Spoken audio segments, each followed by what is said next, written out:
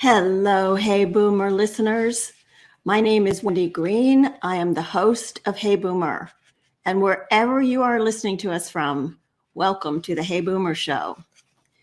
Today, we are going to be talking about imagination, creativity, the sense of wonder and awe.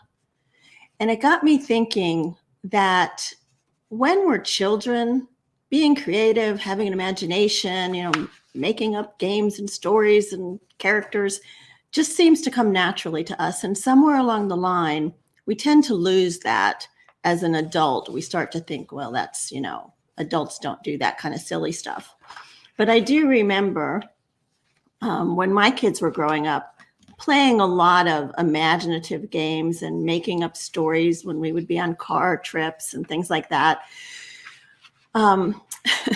But here's a funny story. My daughter used to love her Barbie dolls. I was not a big fan, but, she loved them, so we would play with them.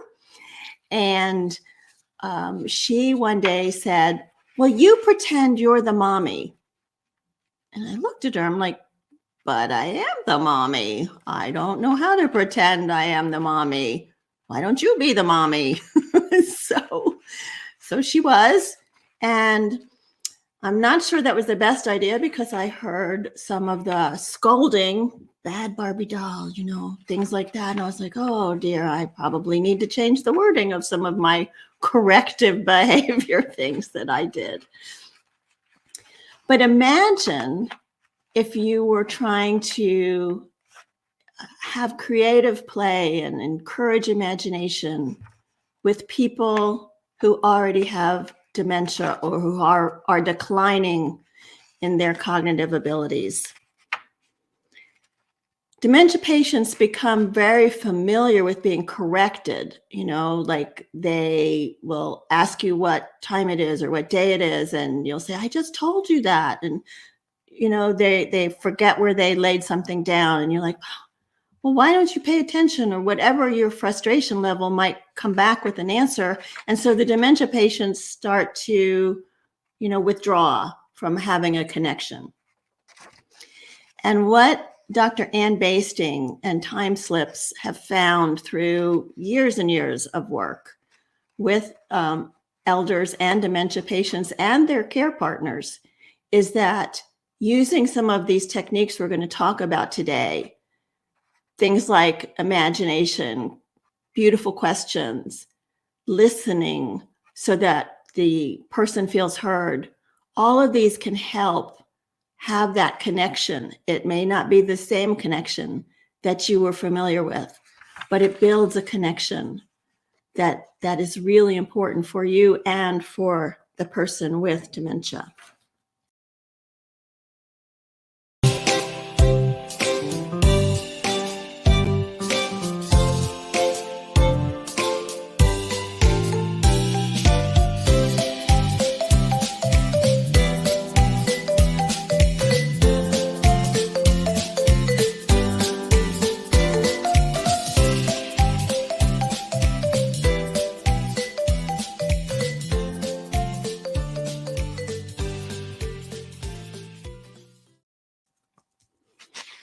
But before I bring Dr. Basting on, I want to go over some of our never too old stories.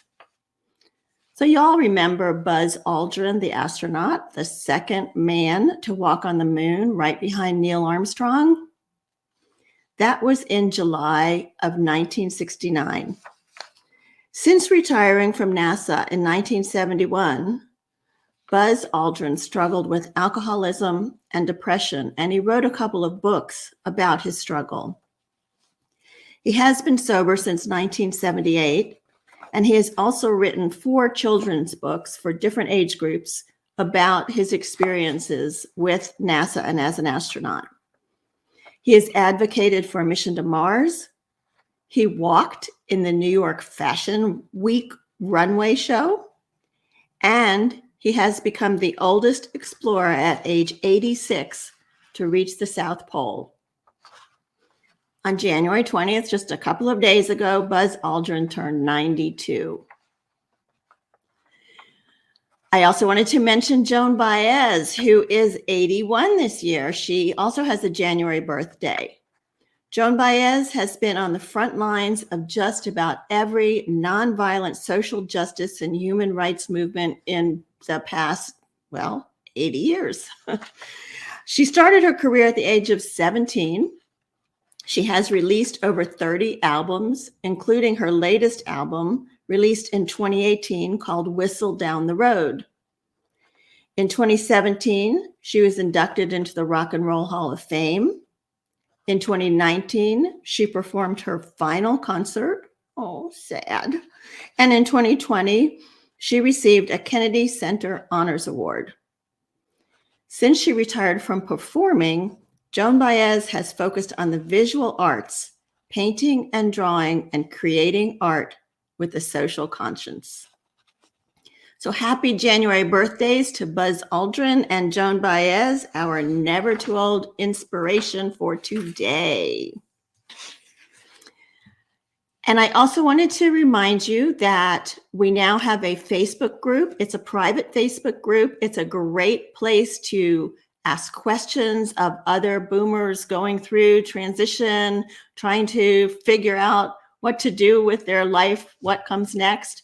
It's a great place to be aware of what's coming on, build friendship and support. So if you're interested in becoming part of our Facebook group, just drop me an email, wendy@heyboomer.biz, and I will be glad to send you an invite. It really is a very special group of people, so I hope you become part of it.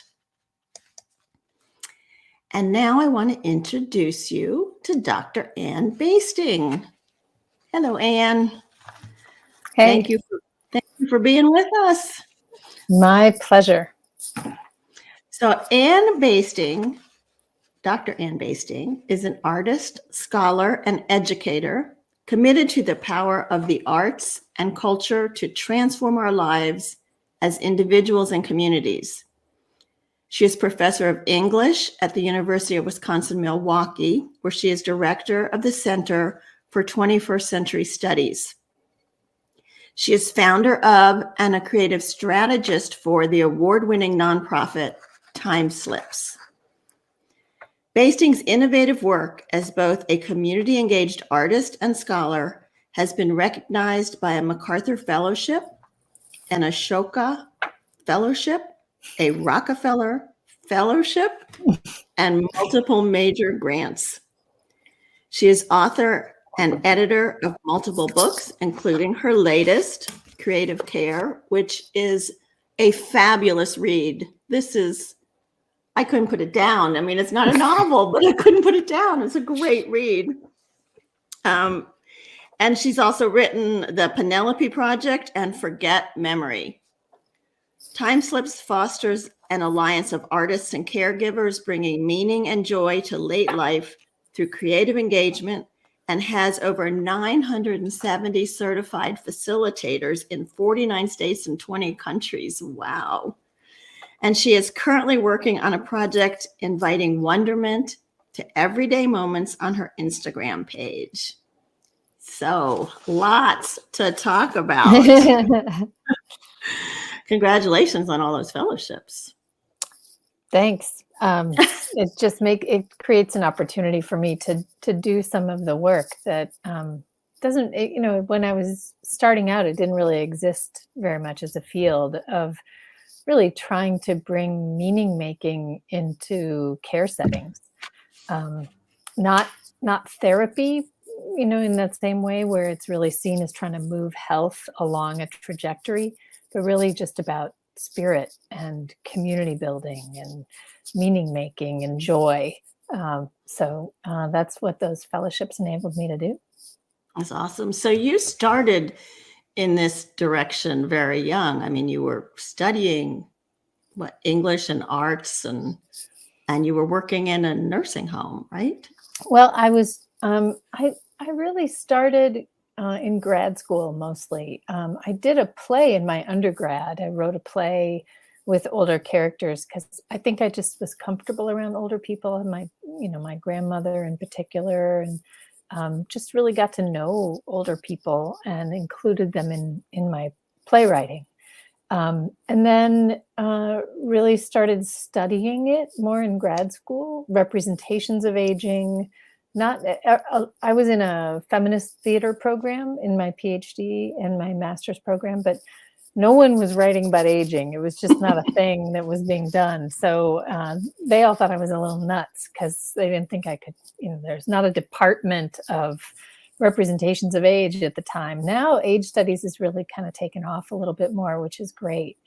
And so I actually wrote a dissertation about representations, performances of age. What, if you think about it, what are we allowed to wear? What's, how do you act your age? There's these subtle guidelines all the way along the way, like sort of tacit rules that people kind of follow. And, oh, you hear, they're not acting their age, or, and when do people kind of fall off the stage? When are they not allowed to represent themselves anymore? And why? And I just got really fascinated by that. And so I wrote about the senior theater movement, wrote different chapters on really great performances by older performers, a Japanese Butoh dancer who was like in his 90s, just an amazing performer. And realized that all of the representations I was reading and seeing and writing about were pretty healthy people.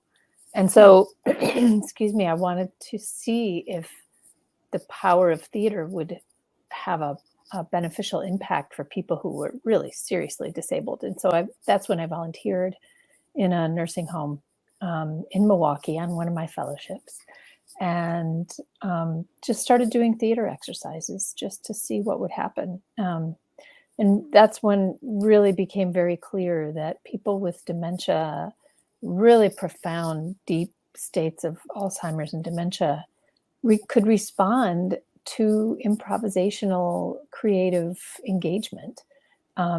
It's really, if you think about it, it's a language. You're inviting them to speak a language that they can speak. So that the first improvisational exercise that you talk about in your book is that yes and.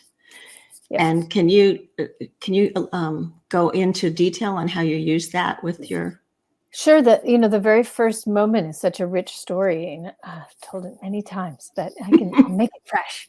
Is really, out of frustration, because everyone was using the approach of, and it's a sort of a second nature approach to ask people about the past, share stories of the past. Let's talk about that time we went on that trip together. But the person might not have access to that, or if they do, they might not have access to get it out, to talk with you about it. There's just a lot of gumming up in the brain, and sometimes different pathways are blocked.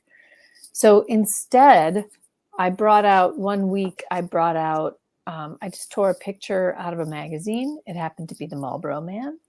And I said, let's make it up. What do you want to call him? And instead of one pathway for that information to travel, there were 1,000 different pathways, right? They could say any name in the world. It didn't matter. And these were people with like serious dementia. Profound serious dementia, very serious, and probably way over medicated in a very chaotic setting in a nursing home. You and I were talking before about, the 80s and what that was like. And it was a different situation in nursing homes. Some of them, unfortunately, are the same today, but people were drugged pretty heavily, and the day room was alarms and TVs, and it was just chaos. So for someone to, participate and respond, and for us to be shaping a story about a cowboy named Fred Astaire who lives in Oklahoma, and they started to sing the musical Oklahoma, and with his wife Gina Autry and their dogs, and this story went on for 45 minutes from thin air, and we made it up, and we were laughing and singing and looking at each other like, I can't believe we're doing this, and the staff was kind of gathered around us. So it's a simple shift People get hung up on it being arts or imagine it. It's a simple shift toward away from focusing on the loss toward really inviting out remaining strengths and using the strengths as the place to connect. And just sort of, the losses are there and we do grieve them. But if we only focus on them, we're never going to see the strengths and we're never going to see the ways to connect in the moment. And you have to do the silence, right? You ask, who is this? Like, okay, so where's the imagination kit? So part of the creative care, you can also get this imagination kit. And in it, you have a journal with instructions, you have pictures, you have questions. And so, for instance, if I was to show this picture, they're gorgeous pictures, by the way. Like, what kind of questions would I ask that might draw somebody out? And how long do I wait before I change the question? One of the things that I think in our very busy culture, we are uncomfortable in silence and we don't like to wait. And one thing that's really important to remember is that someone experiencing dementia, it can take a while for the information to be processed and for the response to be processed to come out. And one of the reasons that people with dementia talk about just withdrawing is because it's like life is this really fast flowing river. People are talking and asking questions and then moving on, and you can never jump in. It's just so people just pull back. Mm-hmm. And if you just slow down the river and you reach out to the person and you just wait, and so what if it's quiet, look around, feel the air, listen to the sounds, and just be present and allow enough time for the response to come out. So from one of those images, the beautiful questions are questions that are open. They're not yes or no. They don't have a right or a wrong. And they're questions like, with that dog, I would have said, what do you see? What do you want to name it? When do you want to say it takes place? So you're giving all the creative agency to that person. Instead of saying when does it take place, which can sound a little bit like a test. When does that take place? When do you want to say it takes place? You can say any time and we'll write it down. Subtle difference. A subtle difference. And it's really reaffirming in the act of the question asking as well. So, and it draws, everyone's like, I'm going to learn to meditate. I'm going to learn to get into the moment. This will bring you into the moment. I'm telling you, it is sort of an act of intense presence with another person. And we talk about not just active listening, but offering proof of listening so that you echo what they're saying or write it down so they can see and correct it. So if you're actually getting it right. And then build the responses into a poem, a story. If you get movement out, you can build a movement sequence, whatever you want to do. So if you're home and first of all, you differentiate between a caregiver and a care partner. Could you explain that? Well, it's interesting that in the UK, they use carers, which can be hard to say, carers. Carers. It's like rural juror, carer, rural carer. The care partner they also use in other countries, and that's acknowledging that both people are. It's like care is an act of a reciprocity. So it's not, one person might need certain things and the other person is helping, but you can't give care if the other person isn't accepting it, right? Like it's acknowledging that caring is a two-way street. It's reciprocal. So care partner acknowledges that they're both part of the care process. Caregiver can sometimes be interpreted like this person is just giving and giving and giving and is eventually going to empty. And it is hard work, and you do have to make sure you're supported yourself as a caregiver through other people. But the danger is that you aren't seeing the reciprocity in that process, and that the person you're caring for is just empty and soaking up everything. There is a return in the care process. And sometimes that's really hard to see, Anne, when they're like they've lost the ability to communicate, they're bedridden. Sometimes it's really hard to see that. That's where the creativity comes in figuring out how might we be able to engage. It's someone with a dementia diagnosis might live 10, 15 years with a dementia diagnosis. Mm-hmm. It's not usually until the very end that all communication is really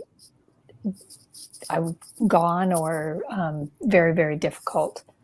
It's a long, long time to, that you still have a lot of strengths left and capacity for communication and connection and meaning making and valued contribution to the world. You tell a story about a man who has lost speech, and he loved going out by the ocean and collecting driftwood. And so tell the story about how you got him to communicate non-verbally. Sure. Jim was actually the third coast. It wasn't quite an ocean. It was Lake Michigan, which looks like an ocean. Like an ocean. Freshwater ocean.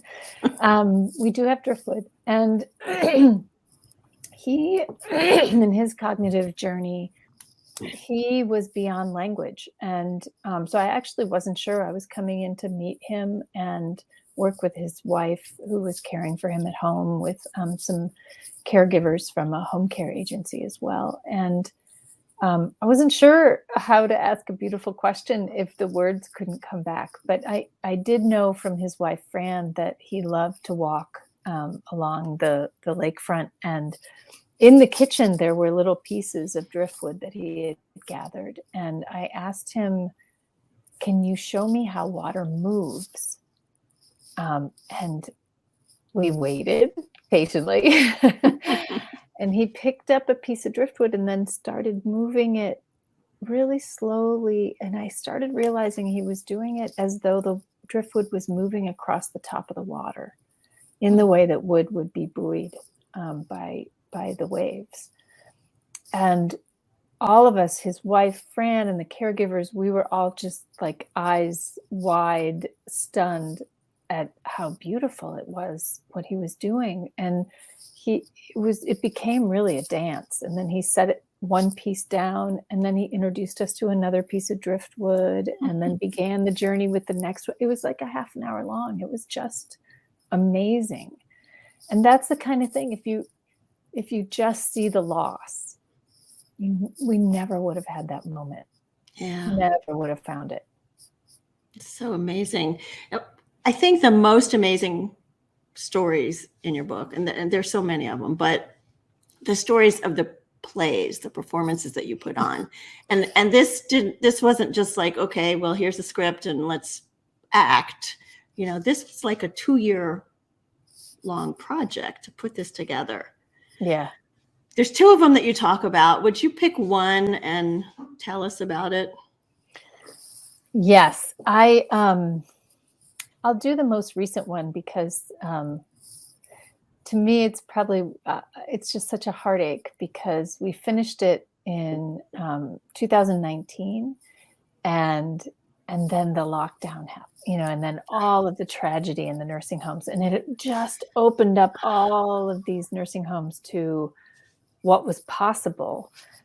We worked with Signature Healthcare in Kentucky with 12 rural nursing homes.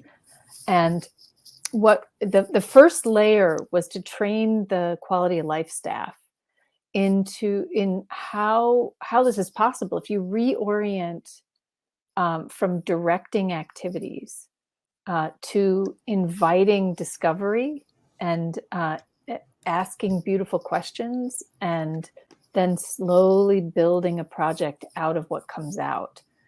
That we had to train and open up the staff first and get them to recognize their own creativity. So our team of artists did a training. We visited 3 of the nursing homes across rural Kentucky. It was quite a journey in our little van with a mighty band of artists. And we used as a prompt the story of Peter Pan. We wanted to pick a story that people felt they knew by heart. Even people with cognitive challenges would feel somehow that the story, they knew it already in some way. So we asked, we found themes, we asked beautiful questions, one of which is in the imagination kit. If you could just lift up and fly anywhere right now, where would you go? We asked a lot of questions about the meaning of childhood, the senses of childhood, like the tastes and the games, and then the same thing with adulthood, exploring these 2 phases of life that are in conflict in that story. And then together, after the staff really took it on and they held their own workshops, and then we just tried to keep up with all the creativity that was coming out from them.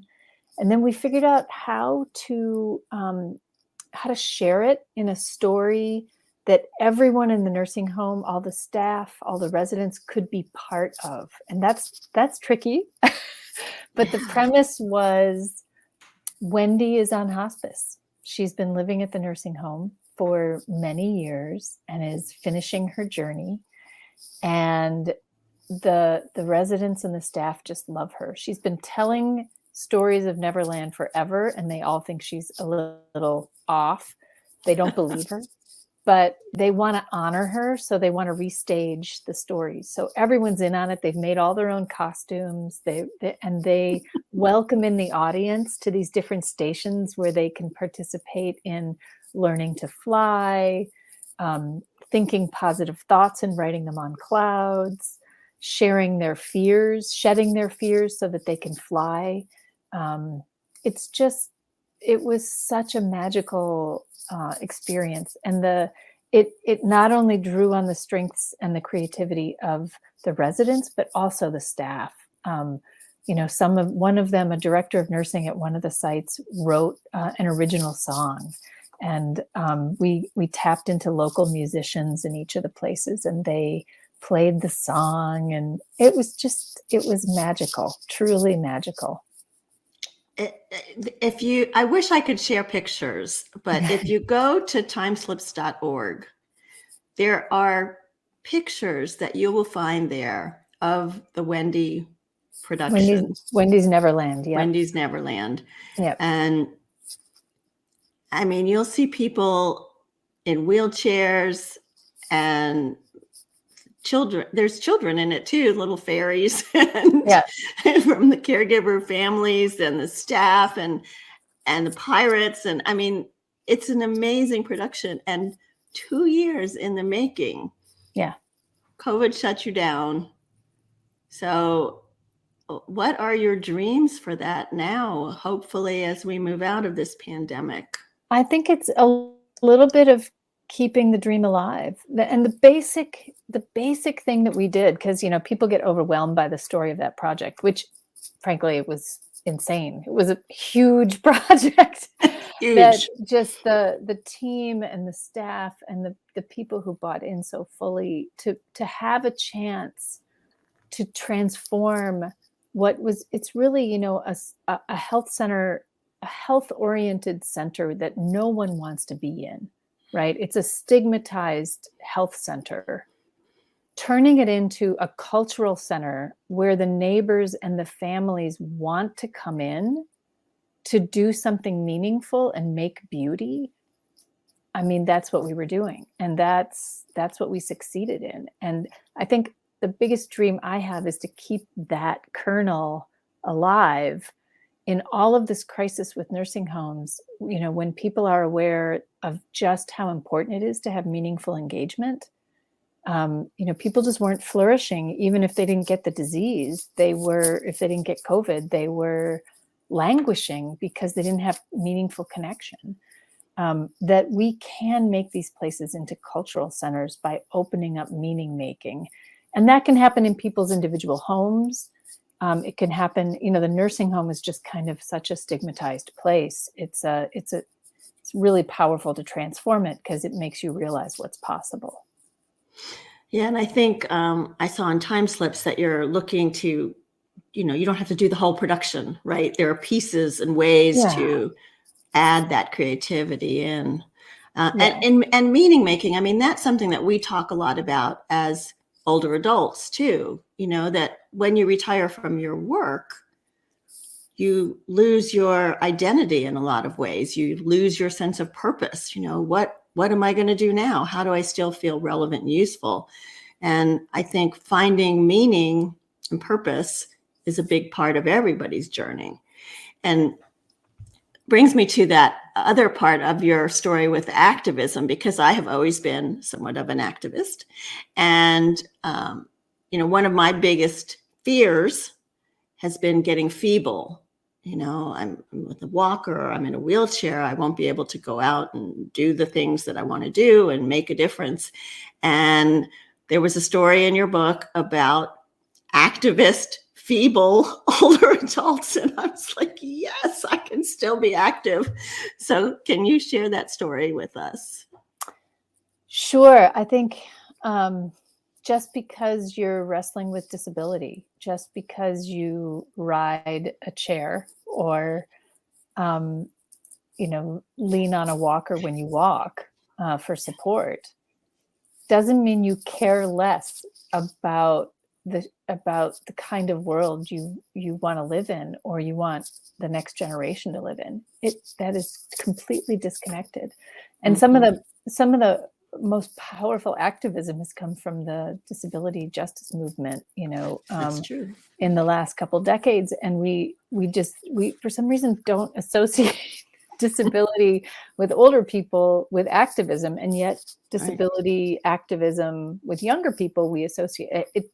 It's kind of an interesting thing, as though the closer you are to the end of your life, the less important it is to you of what happens in the world. It just, that doesn't compute, because it's really important for some older people to lay claim and to keep shaping the world around them, especially for the next generations, multiple generations.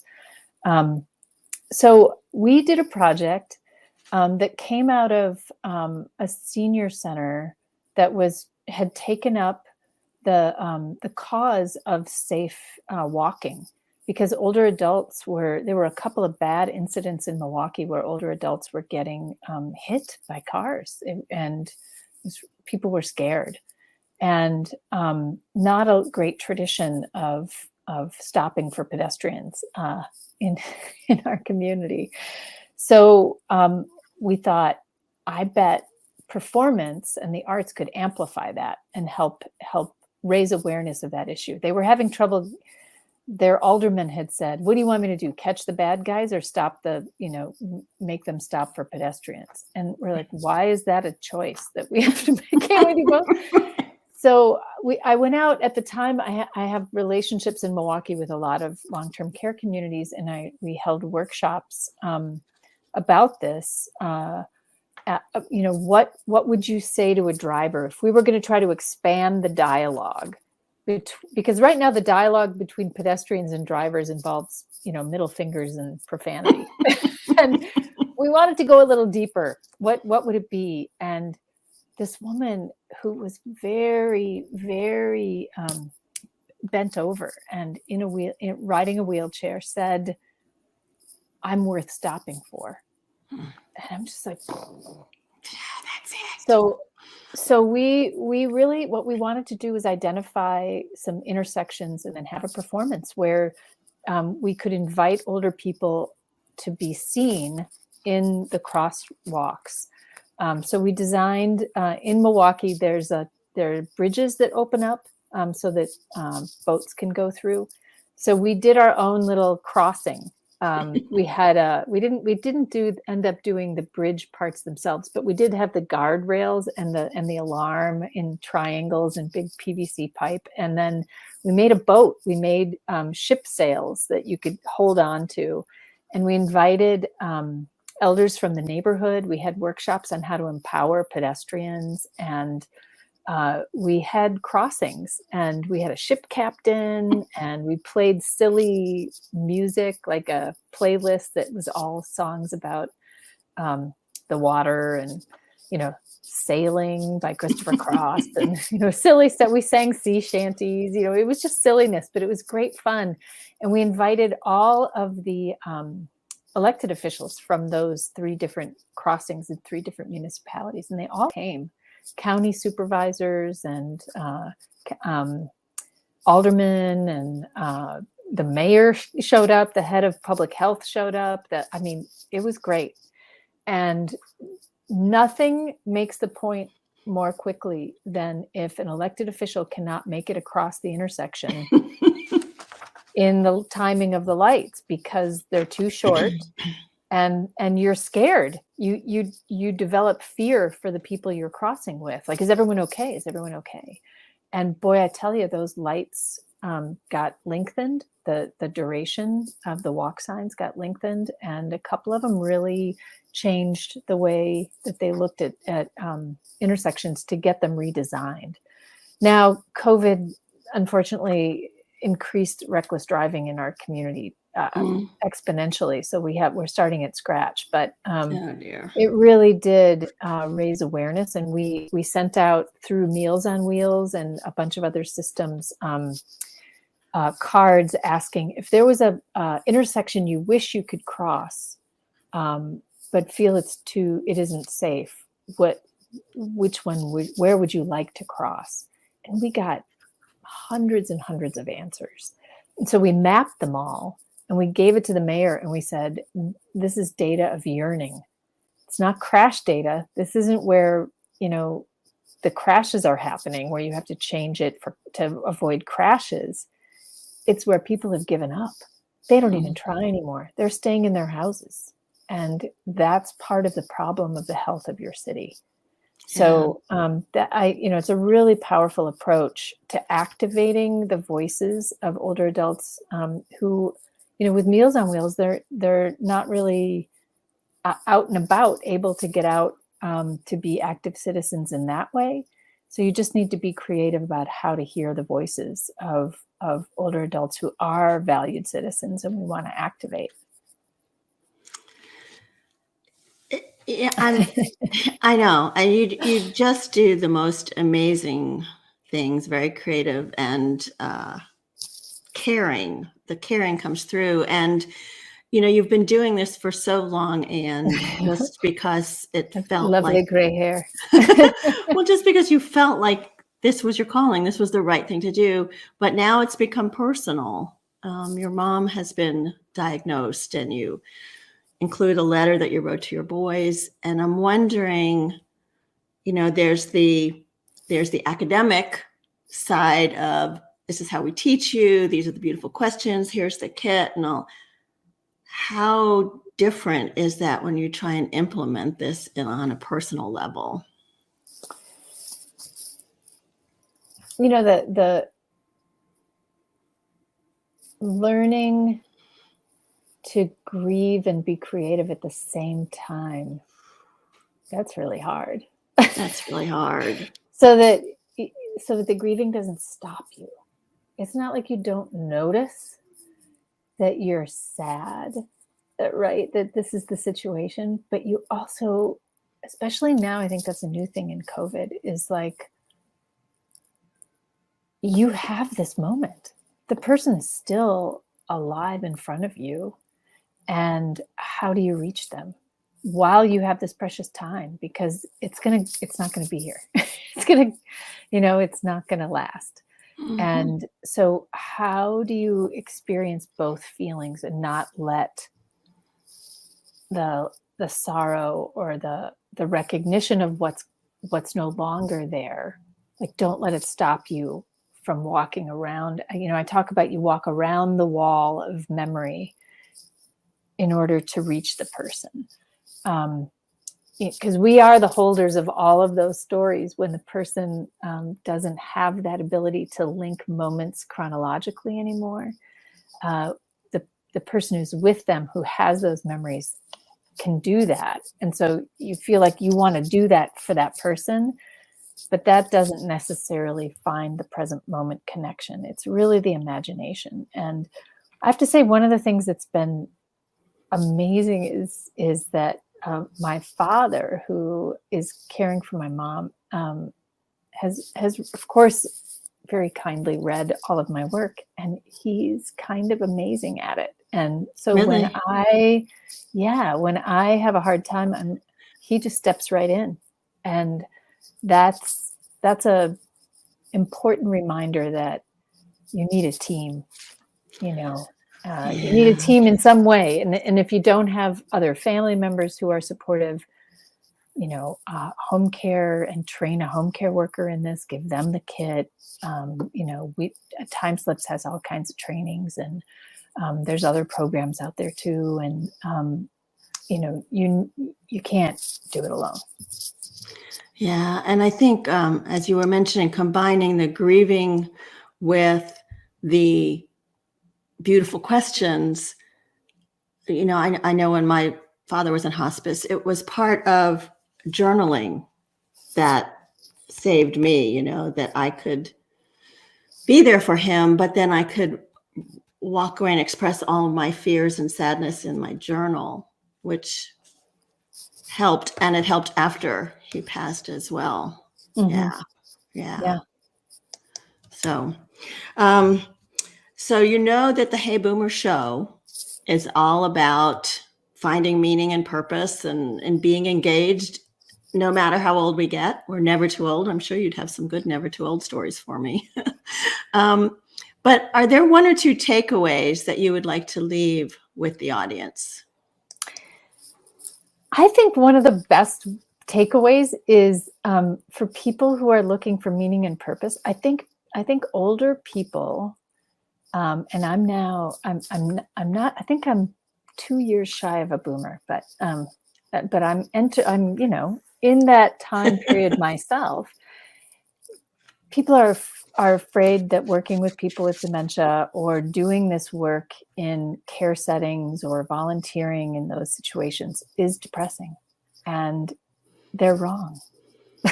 It is the most nourishing, powerful experience, and I've been doing it for almost 30 years, and it is profound.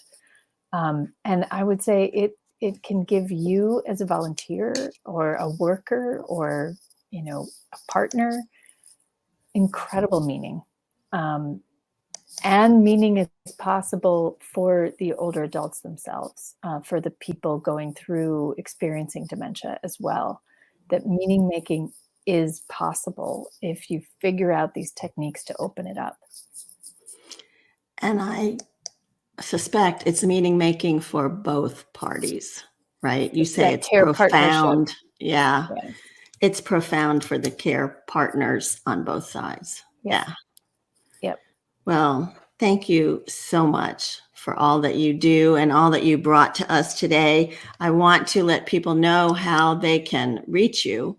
So the TimeSlips website, timeslips.org, has so much information about the trainings, some ideas for things that you can try at home, pictures of Wendy's Neverland project, and you can so use it as a resource, but you can also, if you have questions, you can email Anne at info@timeslips.org, and she will get your emails. Yep. She also has a website, anne-basting.com, where you can watch her TED Talk. So if you want to go there, and there's also pictures of the crossings too on the projects page there. So if you want to see that, you could on TimeSlips or on your personal on annebasting.com. Yeah. Okay. Yep. So let me tell you who's coming next week. So next week is a woman named Francine Hachem. I'm not exactly sure. I'm going to have to ask her how you pronounce it. And she's Francine has done some major life transformations. She moved to Greenville from Detroit to a tiny home community. She created a theater program at the Osher Lifelong Learning Institute at Furman University. She is very active in the social justice movements here around town. She is feisty and entertaining, and I think you will all enjoy hearing what she has to say. So that is January 31st. And I'm excited to tell you about the 6-week online group coaching workshop that's going to be starting on February 22nd, where we're talking about transitions to your next act. So if you have an inner voice telling you you're too old to try something, well, now we know that's not true. If you want to feel meaningful and relevant in this next act, but you have no idea how to do that, if you wonder if time is running out for you to do some of the things that you've always dreamed about, if you have no idea how you're going to answer the question when people say, so what do you do? This is the workshop for you. So if you are interested in finding out more, having a conversation with me about it, just drop me an email at wendy@heyboomer.biz. Also, if you want to join our Facebook group, email me at wendy@heyboomer.biz, and we can continue conversations about things like what we talked to Anne about today. So thank you all for tuning in today. I know that you all have busy lives, and as some of you have said, this is a very important topic, and it gives you a whole different perspective on how to deal with friends and loved ones who are experiencing dementia. So thank you for joining in. And as I always remind you, we are never too old to set another goal or dream a new dream. Thank you so much, Anne, for being with us today. Thanks for having me on. My name is Wendy Green, and this has been Hey Boomer.